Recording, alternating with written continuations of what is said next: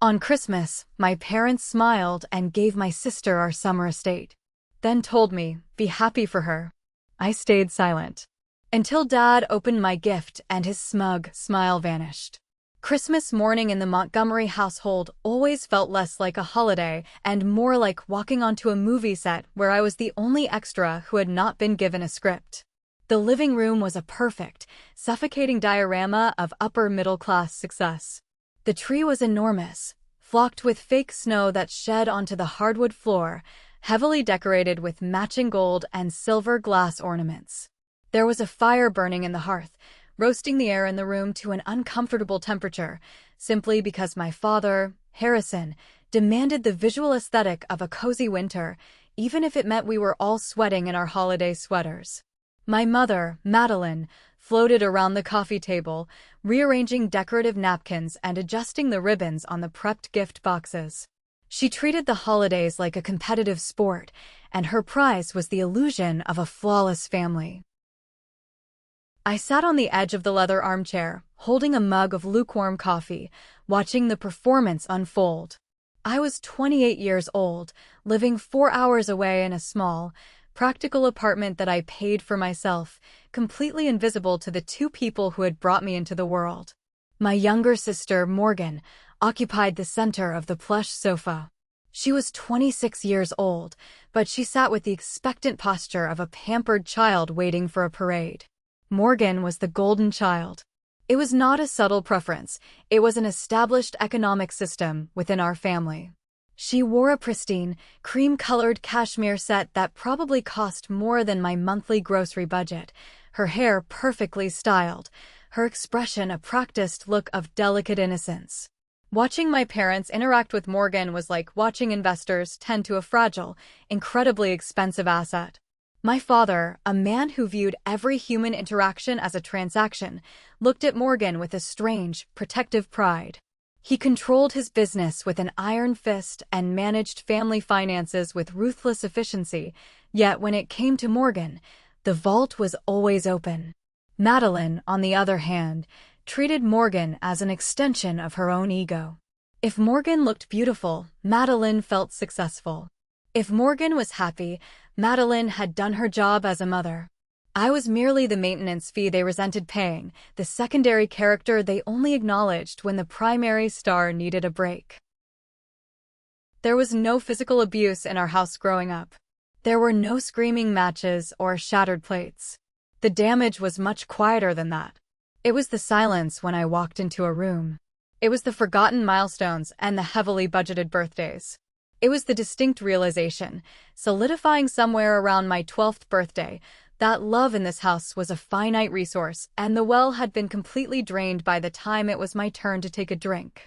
Yet, year after year, I still showed up. I told myself I came back for the holidays out of obligation, but deep down, there was a pathetic, stubborn part of my brain still waiting for them to finally see me. That morning, however, would be the absolute cure for that particular delusion. The gift exchange began with the usual theatrical flair. Madeline clapped her hands together, her diamond rings catching the firelight, and announced it was time. There was a large, flat box wrapped in thick silver paper and tied with an extravagant velvet ribbon sitting on the coffee table. It was clearly the main event. Harrison leaned against the stone mantel, a smug, satisfied smile resting on his face. He nodded at Morgan, gesturing for her to take it. Morgan let out a practiced gasp, the kind of breathless sound you make when you are trying to act surprised, but already know you are getting exactly what you want. She pulled the ribbon, tore back the silver paper, and lifted the lid. Inside was a thick leather folder. Morgan opened it, and I watched her eyes scan the heavy, legal-grade paper inside. Her manicured hands flew to her mouth. She looked up at my parents, tears welling perfectly in her eyes without ruining her makeup. Madeline rushed over, wrapping her arms around Morgan's shoulders. Harrison chuckled, a deep, booming sound of patriarchal approval. It was a deed. The deed to the family summer estate. Our summer estate was a massive, beautiful property up north, situated on 4 acres of pristine lakefront. It had been in the family for a long time, representing not just wealth, but legacy. It was the crown jewel of my father's assets. And they were handing it to my 26-year-old sister, a woman who had never held a steady job for more than 8 months, who had recently crashed a leased luxury car, and who could not manage a basic checking account without overdrafting. "We wanted you to have a secure foundation, sweetheart," Harrison said, his voice thick with uncharacteristic warmth. "A place of your own." "Oh my God, thank you. It is perfect. I am already thinking about tearing out the kitchen and putting in marble," Morgan squealed. Madeline turned to me, her face glowing with the kind of aggressive cheerfulness that demands compliance. "Isn't it wonderful, Caroline? Be happy for her. It is such a blessing." I stared at the leather folder. I did not scream. I did not throw my coffee. I just felt a cold, hard knot form in the dead center of my chest. Then, Harrison reached into his jacket pocket and pulled out a standard, business-sized white envelope. He walked over and handed it to me. There was no velvet ribbon. There was no silver wrapping paper. It was sealed with a single piece of clear tape. "For you," he said, his tone shifting instantly from warm father to bored manager. I opened the envelope. Inside was a single piece of standard printer paper, folded in 3. It was a printed advertisement for an entry-level administrative assistant position at a local logistics warehouse, offering a salary that barely hovered above minimum wage. Attached to the top of the printout was a yellow sticky note. In my father's sharp, aggressive handwriting, it read, "Thought this might be more your speed. Needs good typing skills." I looked from the job flyer to the deed on Morgan's lap. The insult was so precise, so cleanly delivered, it was almost surgical. They had not given me a bad gift by accident. They had actively planned this. They wanted to make sure the contrast was undeniable. They wanted to hand Morgan a multi-million-dollar legacy and hand me a mop, while looking me directly in the eye. "Well," Madeline prodded, her smile tightening at the edges when I didn't immediately react. "What do you say, Caroline?" I carefully folded the paper back into thirds. I slid it back into the cheap white envelope. I placed it quietly on the side table next to my coffee mug. I looked at Madeline, then at Harrison, and finally at Morgan, who was already ignoring me to text her friends about the estate. "Thank you," I said softly. My voice was perfectly steady. "I understand exactly what this means." The drive back to my apartment that evening was a long, dark stretch of highway, leaving me alone with the rhythmic thud of the tires and the ghosts of my childhood. Receiving a job flyer while my sister was gifted a literal estate should have broken me, but strangely, it felt more like a diagnosis. Finally, the disease had a name. I gripped the steering wheel, watching the white lines blur past, and let the memories play out, no longer trying to excuse them. I remembered being 17 years old, standing in the high school gymnasium. It was the regional science fair, and I had spent 3 months building a fully functional, small-scale hydroelectric generator. My fingers were blistered from wire cutters, and I had pulled countless all-nighters. I won first place. The judges were amazed. I stood by my display, scanning the crowd for my parents. They never showed up. When I got home, carrying my heavy wooden trophy and the blue ribbon, the house was dark except for the kitchen. Madeline was at the counter, angrily icing a massive cake. Morgan, who was 15 at the time, was crying at the kitchen table because she had been cut from the junior varsity cheerleading squad. When I walked in, my mother did not ask about the science fair. She glared at me and told me to take my junk to the garage because I was upsetting my sister by being loud. I remembered my college graduation. I graduated with honors, securing a degree in finance with a minor in statistics. I paid for 50% of my tuition through grueling double shifts at a diner because Harrison had suddenly decided that paying for my education would build character, despite fully funding Morgan's liberal arts degree at a private university 2 years later. On the day I walked across the stage to receive my diploma, I looked out into the audience. Madeline was sitting in the 10th row, looking down at her phone, rapidly typing a message. Harrison was looking at his watch. They left before the ceremony ended to beat traffic. 3 weeks after my graduation, Morgan landed a background role in a local car dealership commercial. She was on screen for exactly 4 seconds, smiling next to a used sedan. My parents threw a catered party in the backyard. They hired a bartender. They invited 50 people. My father stood on the patio and gave a toast about Morgan's bright future in the entertainment industry. As I drove through the night, I viewed my family through the lens of my degree. It was a textbook case of the sunk cost fallacy. Over the years, Harrison and Madeline had invested so much of their identity, their money, and their social standing into making Morgan the star. But Morgan was a terrible investment. She was lazy, entitled, and consistently failed at everything she tried. But instead of admitting they had spoiled her into incompetence, my parents doubled down. They had to keep bailing her out, keep elevating her, to prove to themselves and their country club friends that their parenting was flawless. And to maintain that fragile illusion, they needed a scapegoat. They needed someone to absorb the failures, someone to lower the baseline so Morgan could look taller. I was not just unloved, I was an economic necessity for their psychological survival. If I succeeded, it made Morgan look bad. So, they starved me of resources and expected me to fail quietly. Knowing this did not make the pain disappear, but it crystallized it. The sadness evaporated, leaving behind a cold, sharp clarity. By the time I parked my car outside my modest apartment building, the hurt was completely gone. In its place was a quiet, mechanical resolve. They had shown me their ledger. They had made it incredibly clear that I held zero value in their economy. I walked up the stairs to my apartment, unlocked the door, and dropped my keys on the counter. I was done waiting for a return on an investment I never should have made. I was done being the scapegoat. 6 months passed. It was the middle of summer, July, and the heat radiating off the city pavement was miserable. I had not spoken to my parents since Christmas.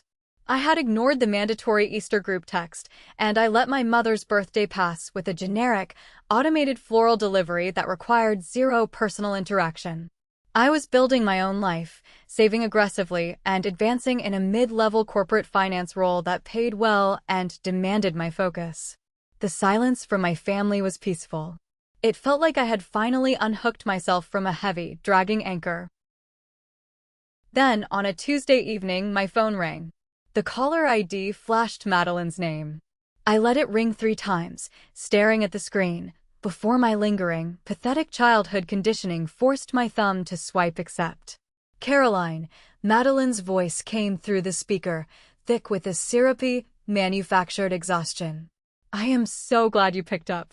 I really did not want to bother you. Whenever my mother said she did not want to bother me, it meant she was about to demand a massive favor and wanted to preemptively frame herself as the victim. "What is it, Mom?" I asked, keeping my voice perfectly neutral, giving her zero emotional traction. "It is your father," she sighed heavily into the receiver. "His blood pressure has been terrible lately.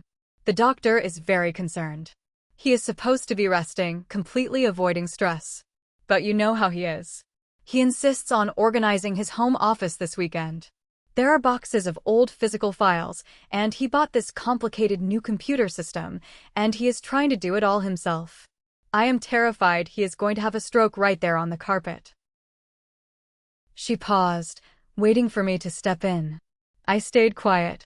The silence stretched until she was forced to make the ask directly. "Morgan is out of town," Madeline continued, her tone shifting slightly toward annoyance. "She is at a wellness retreat in Sedona. She needs the spiritual reset, you understand. I really need you to drive down this weekend, Caroline. I need you to lift the heavy boxes and figure out the computer thing for your father. Please. If something happens to him because he overexerted himself, I will never forgive myself." It was a masterclass in guilt tripping. She invoked a medical emergency, excused the golden child, and placed the responsibility of my father's continued survival squarely on my shoulders. I knew Harrison's blood pressure was fine. He played 18 holes of golf every Wednesday.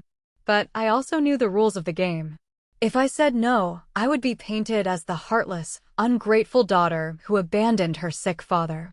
It was a trap designed to pull me back into my designated role as the family's unpaid labor. I looked around my quiet apartment. I had planned to spend the weekend analyzing a new investment portfolio. I should have hung up. I should have told her to hire a professional organizer and an IT specialist. But something dark and curious stirred in my chest. For the first time, I did not feel dread at the thought of going back. I felt a strange, detached analytical interest. I wanted to see them. I wanted to stand in that house, knowing what I knew now about their psychological ledger, and see if the walls still felt like a prison. Fine, I said, my voice flat. I will be there Saturday morning. But I am leaving Sunday afternoon. Oh, thank you, Caroline. The manufactured exhaustion vanished instantly, replaced by brisk efficiency. Make sure you are here by 9. Your father wants to get an early start. The 4-hour drive on Saturday morning was tedious.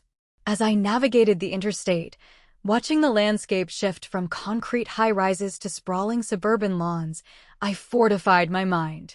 I was not going home as a daughter. I was going in as an auditor. I pulled into the pristine, perfectly edged driveway exactly at 9 o'clock.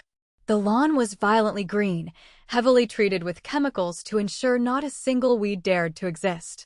I let myself in through the front door. The house smelled exactly the same, a mixture of expensive vanilla candles and lemon wood polish. Madeline greeted me in the kitchen, dressed in designer yoga pants, holding a green smoothie. Caroline, good, you are on time, she said, offering a tight, closed-mouth smile that did not reach her eyes. Your father is in his office. He is already getting frustrated. I walked down the hallway to the den. Harrison's home office was his sanctuary, a room filled with dark mahogany furniture, leather-bound books he never read, and an atmosphere of oppressive authority. He was sitting behind his massive desk, glaring at 2 large black computer towers and a tangle of wires. You took your time, Harrison grunted, not looking up as I entered. Traffic, I lied, setting my bag down on a chair. I looked at the setup. He had purchased a top-of-the-line, incredibly expensive workstation. What exactly do you need me to do? I need everything from the old system migrated to the new one, he ordered, pointing a thick finger at the older, dustier computer tower sitting on the floor. All the business files, the tax records, the property management folders. Everything. And I need the old hard drive completely wiped when you are done. Why didn't you just pay the store to do the data transfer when you bought it? I asked, already knowing the answer. Harrison scoffed, crossing his arms. They wanted $300 for a data migration fee. Absolute robbery. It is just copying and pasting. You know how to use a computer. You can do it for free. Consider it your contribution to the household. My contribution to a household I had not lived in for a decade. I bit the inside of my cheek to keep my expression blank. He was a millionaire who refused to pay $300 to a professional technician, but had gladly handed over a multi-million-dollar piece of real estate to a sister who contributed absolutely nothing to society. The sheer arrogance of his stinginess was almost impressive. Fine, I said. Where are the administrator passwords? He handed me a sticky note with a string of letters and numbers. I have a golf tournament at the club at 10:30, he announced, standing up and smoothing his polo shirt. I will be gone for the afternoon. Do not mess this up, Caroline. These are highly sensitive documents. Just move them over, verify the transfer, and wipe the old drive. What about your blood pressure? I asked, keeping my tone deadly innocent. Mom said you needed to rest. Harrison shot me a confused, irritated look. My blood pressure is perfect. What are you talking about? Just get the job done. He walked out of the room without another word. A few minutes later, I heard the front door open and close, followed by the sound of his luxury SUV pulling out of the driveway. Madeline popped her head into the office shortly after. I have a brunch appointment, she chirped. There is leftover salad in the fridge if you get hungry. Lock the front door if you leave. And, just like that, I was alone in the house. The urgent medical emergency was a complete fabrication, a flimsy excuse to secure free labor so neither of them had to cancel their weekend leisure plans. I sat down in Harrison's heavy leather chair, the leather squeaking under my weight. I booted up the old computer, entered the administrator password, and began the tedious process of linking the two machines. There were hundreds of gigabytes of data. Years and years of financial records, tax returns for various LLCs, and personal files. I initiated the bulk transfer, watching the progress bar crawl across the screen. It estimated 3 hours to completion. I leaned back, intending to read a book on my phone while I waited. I had no intention of snooping. But the universe, it seemed, had a different plan. About 45 minutes into the massive data transfer, the computer let out a sharp, annoying chime. An error message popped up on the center of the screen. Transfer failed. Duplicate file names detected in hidden directories. Please resolve conflicts to continue. I sighed, leaning forward and cracking my knuckles. Harrison's file organization was a chaotic mess of poorly named folders and redundant backups. To fix the transfer error, I had to grant the system permission to view hidden folders, a basic IT workaround that Harrison would never have known how to execute. I navigated into the core user directory, checking the box to reveal hidden items. Dozens of grayed-out folders suddenly appeared on the screen, nestled among the standard documents. Most of them were harmless system caches or old software data. But one folder, sitting near the bottom of the list, caught my eye. It was named Tax LLC Archive. The name itself was not strange. Harrison loved setting up limited liability companies for tax purposes. What was strange was that it was the only financial folder he had actively hidden from the main view. My finger hovered over the mouse. I knew I should just click Skip Duplicates and let the machine do its job. But the same cold, analytical curiosity that had convinced me to drive 4 hours south flared up again. With a quiet click, I opened the folder. Inside were a series of scanned PDF documents, all dated about 3 years ago. I clicked on the first file, titled Summer Estate Mortgage Origination. The PDF opened, displaying a high-resolution scan of a formal bank loan agreement. My eyes scanned the dense legal text, looking for the borrower details. When I found the highlighted section, my heart stopped beating for a full 3 seconds. The borrower listed on the multi-$100,000 mortgage for the family summer estate was not Harrison Montgomery. It was not Madeline Montgomery. It was Caroline Montgomery. My name, my social security number printed clearly in the identifying box. My date of birth. My permanent address from 3 years ago. The air in the room suddenly felt incredibly thin. I scrolled down frantically, my hand trembling so badly the mouse pointer shook on the screen. I reached the final page, the signature block. There, sitting neatly on the black line, was my signature. Except it wasn't. The slant of the C was slightly too sharp. The loop on the L was forced. It was a very good forgery, but I knew my own handwriting. Someone had signed my name on a binding legal document to secure a massive loan against the summer estate. I sat frozen, the glow of the monitor reflecting in my wide eyes. My brain raced, trying to process the magnitude of what I was looking at. Harrison had committed identity theft. He had committed mortgage fraud. He had used my pristine credit score, the credit score I had built by working double shifts and living in a tiny apartment, to leverage a massive amount of cash out of the family's most valuable asset. I quickly opened the other PDFs in the folder. There were bank transfer receipts showing the loan funds being moved from the mortgage account into a separate corporate checking account. I recognized the name of the corporation on the checking account instantly. It was the holding company Morgan had set up 3 years ago for her disastrous, short-lived luxury skincare line, a business venture that had spectacularly imploded, resulting in lawsuits from unpaid vendors. The puzzle pieces snapped together with violent clarity. 3 years ago, Morgan had ruined her business and needed a massive bailout to avoid bankruptcy and public humiliation. Harrison and Madeline, desperate to protect their golden child, needed hundreds of thousands of dollars in cash. But Harrison's assets were likely tied up, or his own credit was overleveraged. So, they looked at their other daughter. The quiet one. The one who lived far away, paid her own bills, and never asked for a dime. They stole my financial identity, forged my signature, and secretly mortgaged the summer estate under my name to hand Morgan a briefcase full of cash. A wave of nausea washed over me, followed instantly by a surge of pure, freezing adrenaline. I didn't panic. I didn't cry. I reached into my bag, pulled out my personal high-capacity flash drive, and plugged it into the USB port. I dragged the entire Tax LLC archive folder onto my drive. I watched the green bar load, securing the evidence. When it was done, I safely ejected the drive, dropped it into my purse, and clicked Skip Conflicts on the main transfer window to let the job finish. If you are enjoying the story so far, please take a second to hit the like button and subscribe to the channel. Also, leave a comment letting me know which city you are watching from. Every single comment helps the video reach a wider audience, so thank you so much for your support. Now, back to the story. The drive back to my apartment on Sunday afternoon was entirely different from the drive down. The highway felt like a blur, my hands gripping the steering wheel with white-knuckled intensity. The flash drive in my purse felt heavier than a brick of lead. I had finished the IT work for Harrison, wiped his old hard drive cleanly, and accepted Madeline's fake gratitude with a polite nod before leaving. I played my part perfectly, showing absolutely nothing on my face.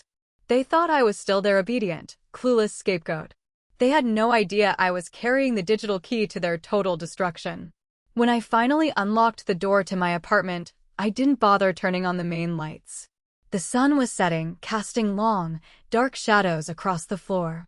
I walked straight to my desk, booted up my personal laptop, and plugged the flash drive in. I needed to dissect the timeline. I needed an autopsy of the fraud they had committed against my life. I opened the PDFs again, reading every single line of the dense legal jargon. The mortgage on the summer estate was for a staggering amount, carrying a brutal interest rate. But the most terrifying question was how Harrison had managed to bypass the bank's security protocols. How did he pass the identity verification without me receiving a single phone call or piece of mail? I stared at the origination date on the documents. It was 6 years ago when the initial LLC holding my name was formed, though the mortgage itself was drawn 3 years later. I closed my eyes and dug into my memory, traveling back to when I was 22 years old. I had just graduated college.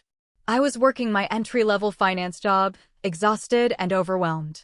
Then, the memory hit me like a physical blow to the stomach. It was tax season.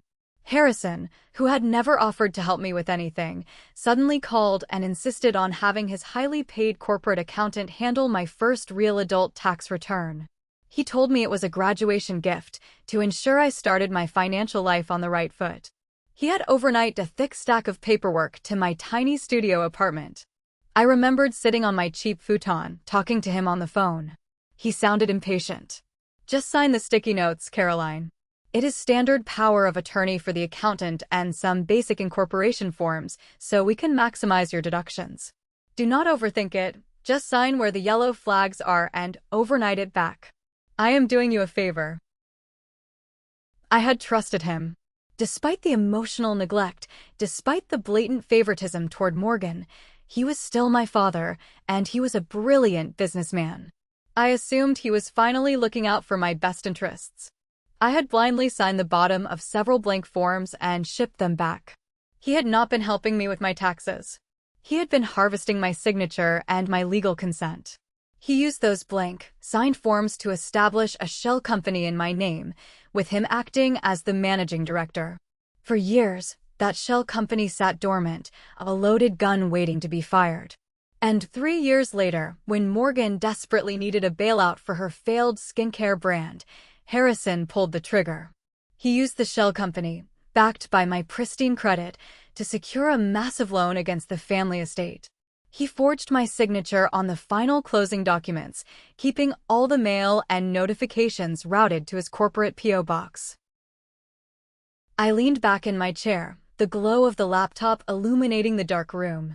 They had weaponized my trust. They had literally stolen my name to fund the Golden Child's catastrophic failures. They had mortgaged their own legacy, betting everything on the assumption that I would remain stupid, silent, and far away. I opened a new tab on my browser and logged into my credit monitoring service. I had never noticed the loan because it was technically held under the LLC, shielded just enough to avoid triggering a direct personal alert on standard checks, but absolutely tied to my social security number in the event of a default. And looking at the payment history Harrison had saved in the archive, the LLC had stopped making full payments on the mortgage 8 months ago. The summer estate was teetering dangerously close to foreclosure. I picked up my phone and scrolled through my contacts until I found the name of a friend from college, Sarah, who is now a ruthless and highly successful real estate attorney. I didn't want to scream. I didn't want to cry. I wanted to execute a flawless surgical strike. I tapped her name and put the phone to my ear, listening to it ring in the quiet apartment. The time for being the good daughter was over. The next morning, I did not go into the office. I took a personal day, sitting at my kitchen island with a cup of black coffee, watching the city wake up through my window.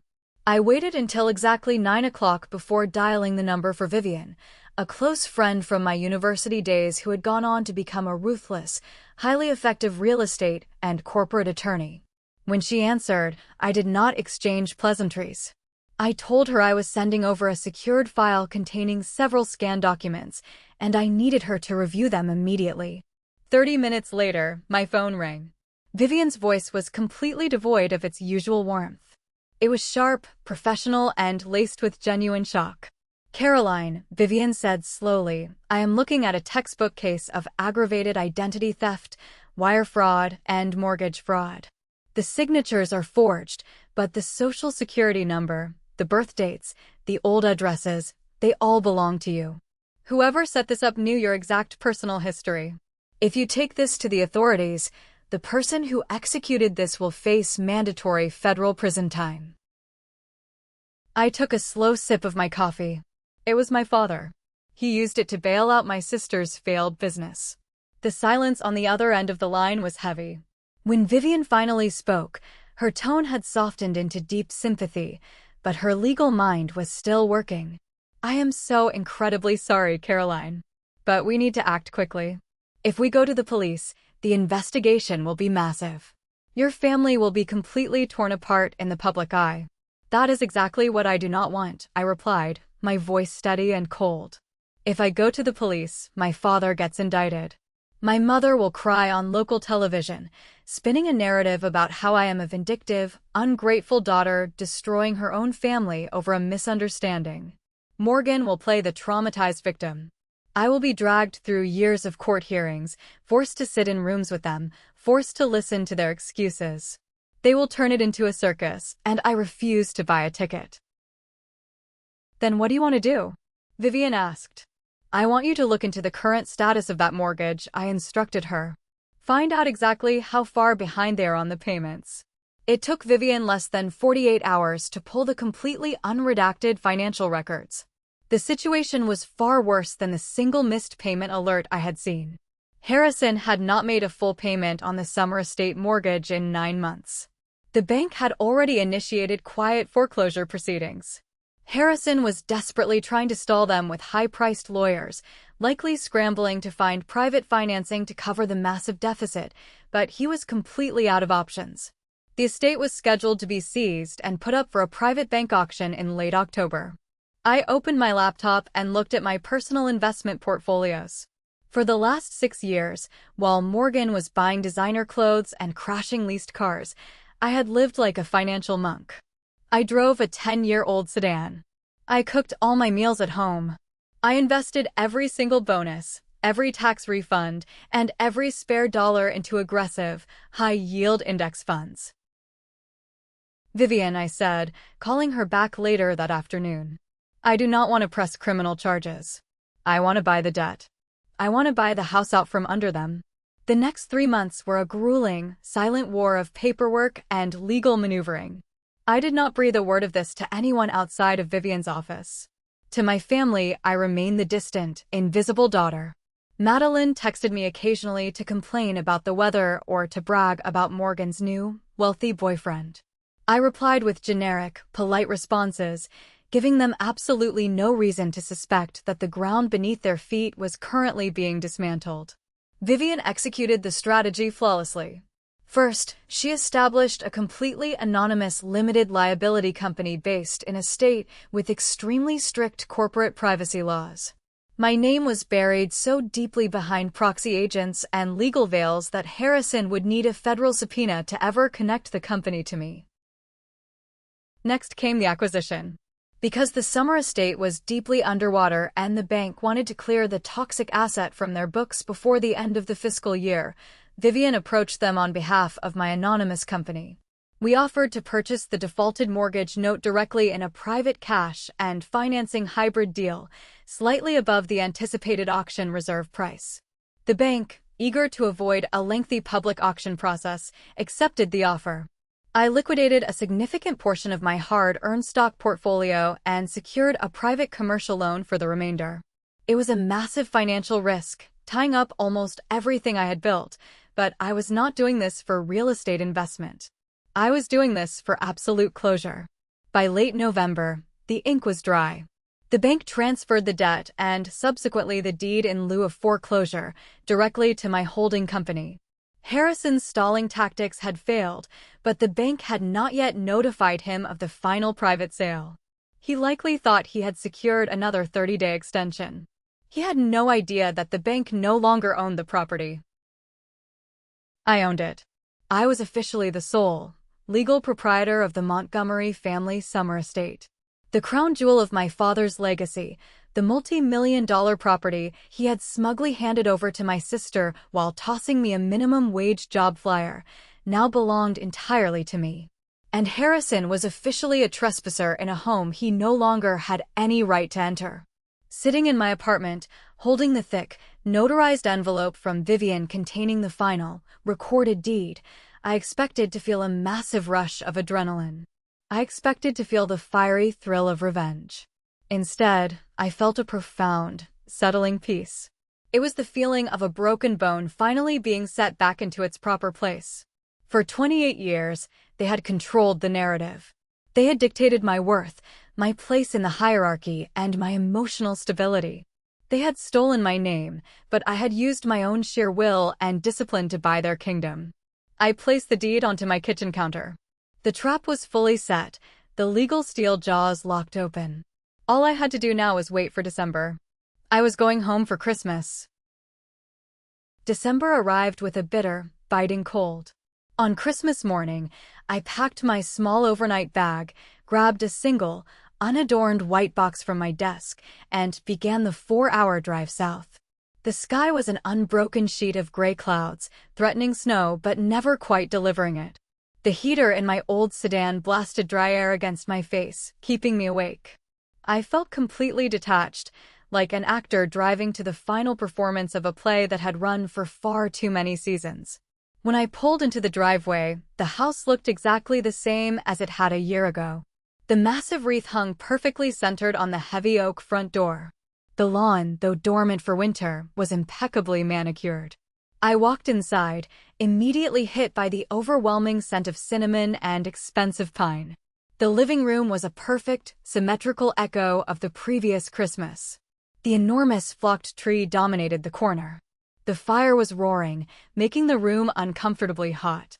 Madeline was fluttering around the kitchen island, arranging pastries on a silver platter, her manicured nails clicking against the metal. Morgan was sitting on the plush sofa, wearing a brand-new, pale blue silk lounge set. She had a tablet resting on her lap and several fabric swatches spread out across the coffee table. She was completely engrossed in her own world. "Caroline, you made it," Madeline called out, her voice bright and hollow. "Come in, get warm. Morgan is just picking out the new window treatments for the summer estate. She decided the original heavy drapes are simply too depressing. Is that right?" I asked, walking slowly into the room and taking my usual seat on the edge of the leather armchair. I placed my plain white box quietly onto my lap. "Yes," Morgan chimed in, not looking up from her tablet. "I am thinking of very light, sheer linen. Let the natural lake light in. The whole place needs a massive facelift. It feels like a museum right now." I looked across the room at Harrison. He was standing near the fireplace, holding a mug of black coffee. He was wearing his usual tailored holiday sweater, but something was wrong. His posture was rigid. The skin around his eyes looked bruised, carrying the heavy, grayish tint of severe sleep deprivation. He was staring into the fire, entirely disengaged from Morgan's renovation chatter. He knew. He knew the bank had rejected his final appeal. He knew the house had been sold off to an anonymous holding company, though he did not know who owned that company. He was standing in his beautiful suburban living room, listening to his golden child plan renovations for a multi-million-dollar property they no longer owned, and he was too much of a coward to tell his family that he had bankrupted their legacy.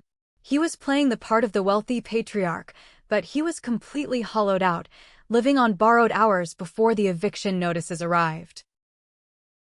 "Well," Madeline announced, clapping her hands together. "Let us do the gifts before the roast needs to go into the oven.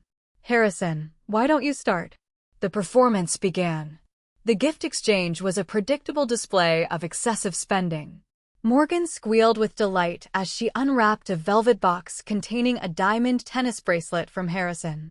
Madeline received a designer handbag that cost more than my first car. When it was my turn to receive, Madeline handed me a small, flat envelope. I opened it to find a $50 gift card to a chain coffee shop. "I know you practically live on coffee with those long hours you work," Madeline said, smiling with that familiar, aggressive cheerfulness. "Thought it would be practical." "It is," I said quietly, tucking the card into my pocket. "Thank you." The room settled. The wrapping paper had been cleared away. Morgan was admiring her wrist in the firelight.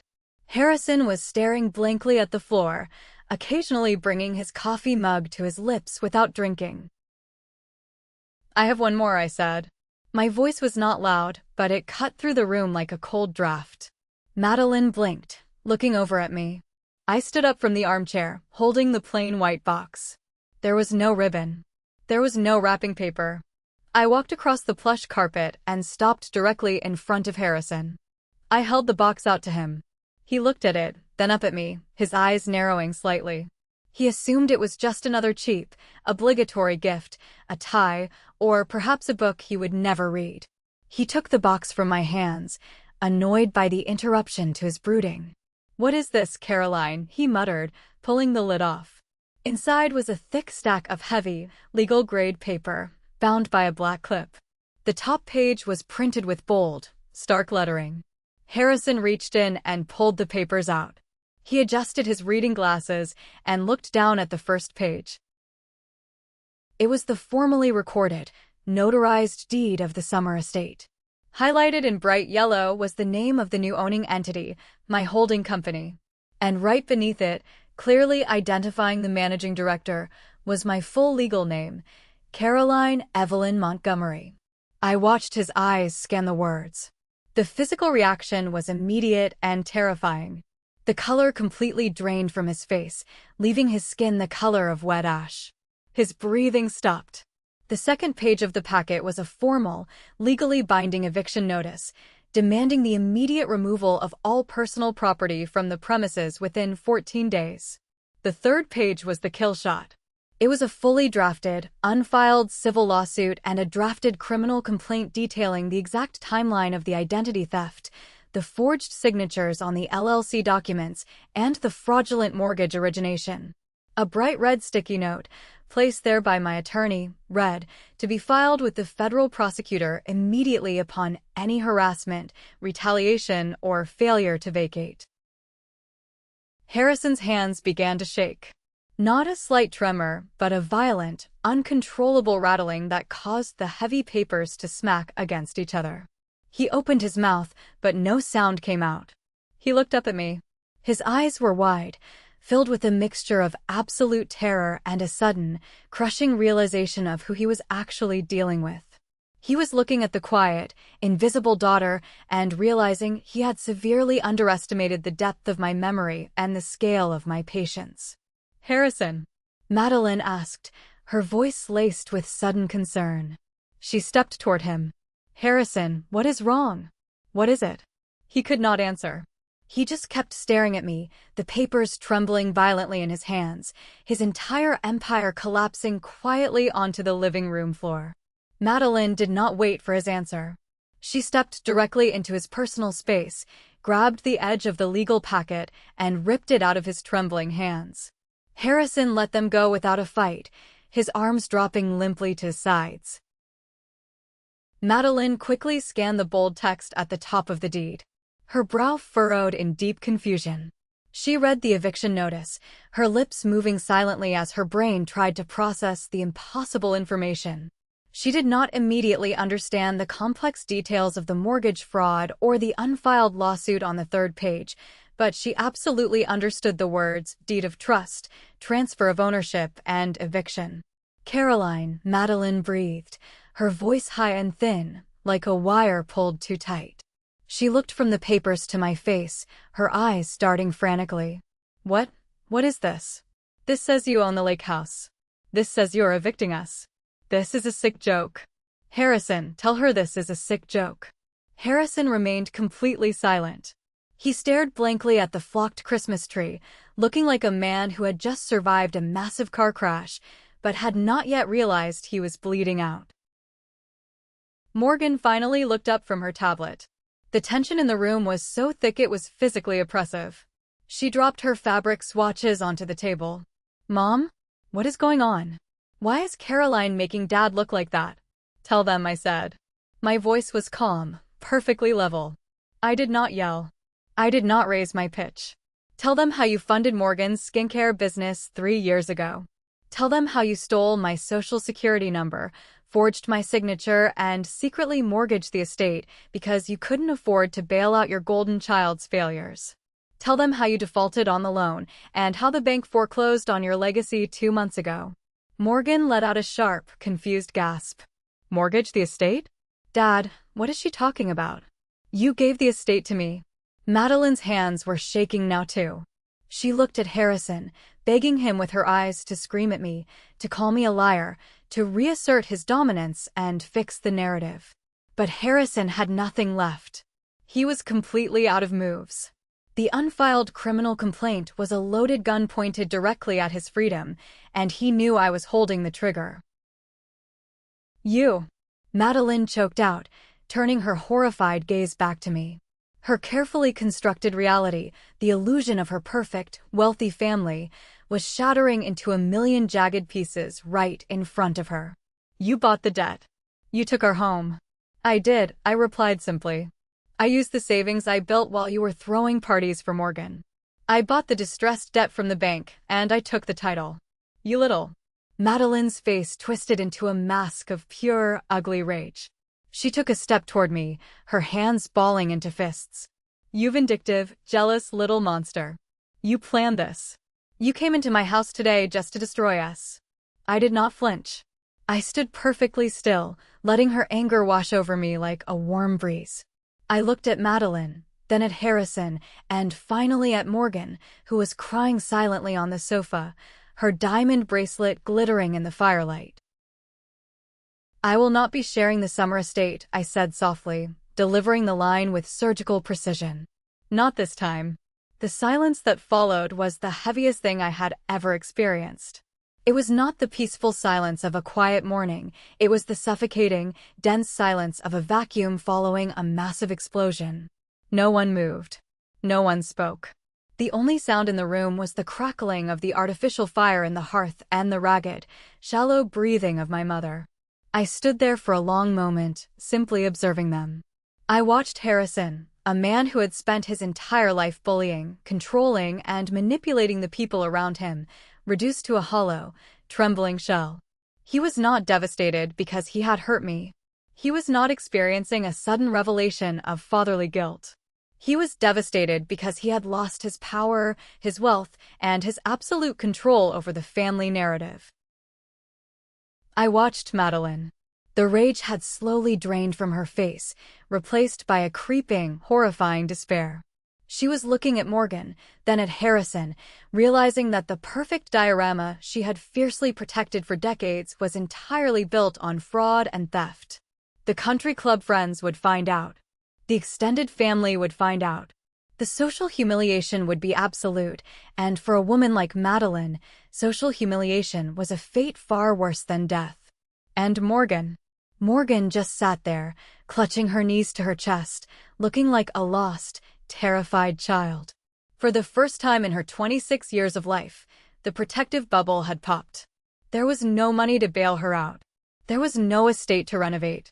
There was only the harsh, undeniable reality that her lifestyle was built on the stolen identity of the sister she had spent her life ignoring.